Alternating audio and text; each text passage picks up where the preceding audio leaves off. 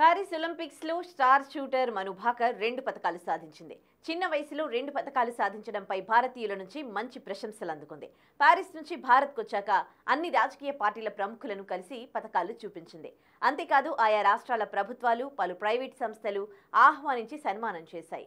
ఈ సందర్భంగా Paris Olympics లో సాధించిన పతకాలను అందరికీ చూపించింది మను భాకర్.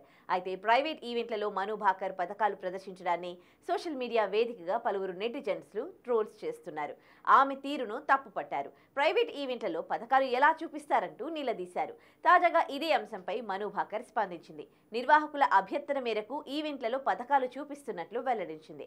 ప్రతి ఒక్కరికి పతకాలు చూడాలని కోరికుంటుంది. ఎవరైనా అడిగితే చూపిస్తుంటానని వివరించారు. అంతేకాకుండా నిర్వాహకులు కూడా పతకాలు వెంట తీసుకుని రావాలని కోరుతారన్నారు. వారి అభ్యర్థన మేరకే తీసుకువెళ్తున్నట్లు మను భాకర్ చెప్పుకొచ్చారు.